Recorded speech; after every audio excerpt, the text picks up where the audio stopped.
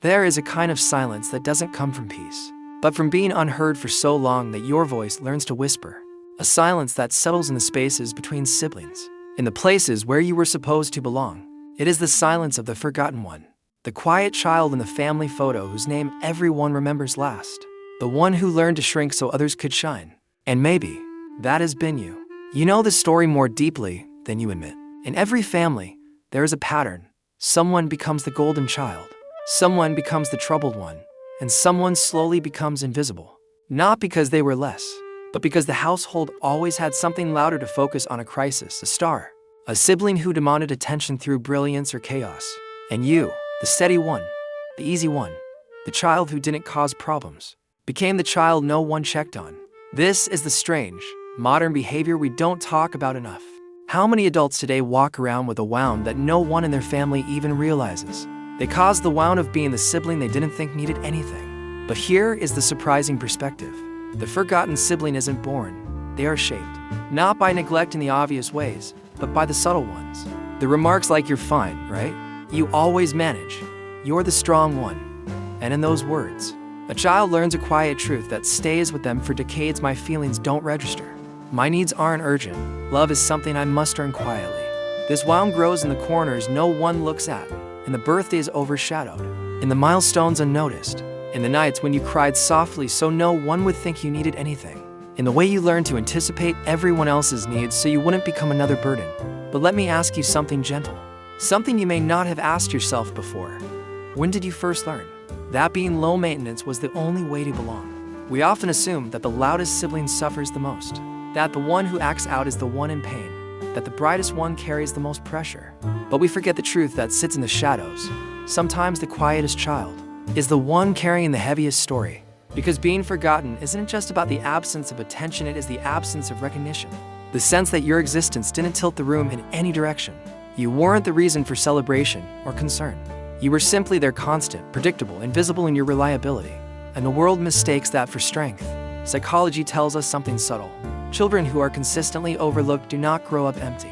They grow up overfilled with unexpressed emotions, with unmet needs, with love they were never taught to ask for, with a sensitivity they had to hide, with a longing to be chosen just once without having to prove their worth. They become adults who struggle with three quiet patterns. They minimize their pain, not because it's small, but because they were trained to believe others had it worse.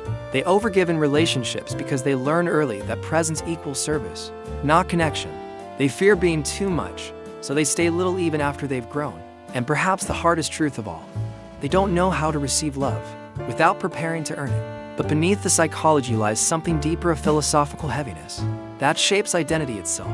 If no one truly knew you as a child, you learn to become a mystery even to yourself. You learn to speak softly in a world that rewards noise. You learn to apologize for things that were never your fault. You learn to disappear in moments when you should have taken up space.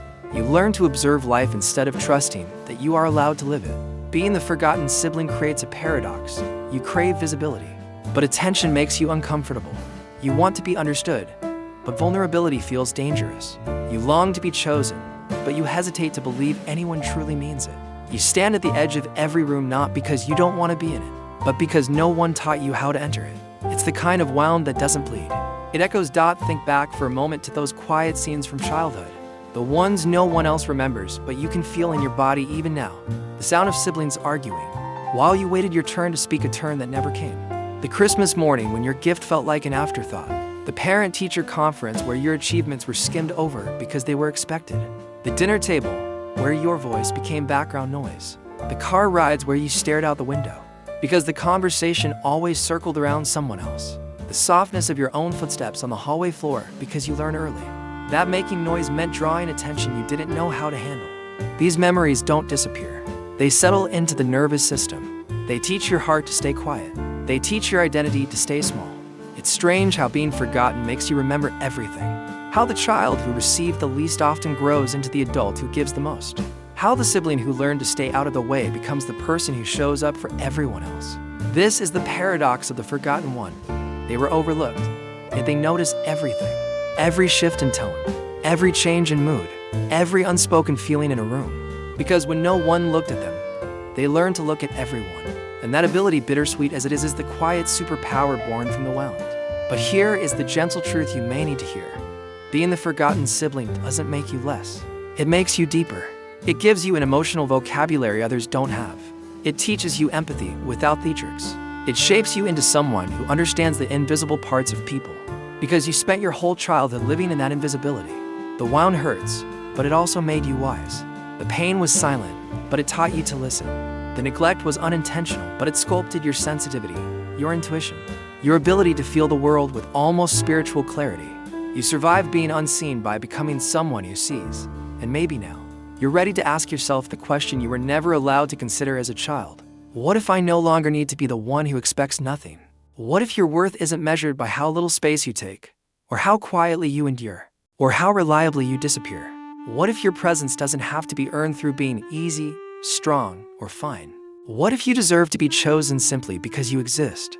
This is the soft rebellion of healing, letting yourself be seen. After a lifetime of teaching yourself to fade, so breathe for a moment. Feel your chest rise, not to hold anything in, but to let something out. Feel your feet on the ground, not as an anchor, but as a reminder that you are here. You, the once forgotten sibling, are no longer a background character in your own life. You are allowed to want, allowed to ask, allowed to be loud sometimes, allowed to take up more space than the quiet corner you were assigned. Because your story is not a footnote. Your presence is not accidental. Your voice is not optional. You are not the forgotten one anymore. You are the one who learned to rise without applause, to care without expectation, to love without being taught, to survive without being seen. And now, finally, you get to choose something different, not to prove yourself, not to compete, not to demand what you were denied, but simply to live as though you matter. Because you do. Deeply, quietly, beautifully. And maybe that is the real healing. Not being remembered by others, but remembering yourself. You were never invisible, you were just overlooked. And now, the world is learning to see you, just as you are learning to see yourself. A presence, a story, a life unfolding, not forgotten, just finally found.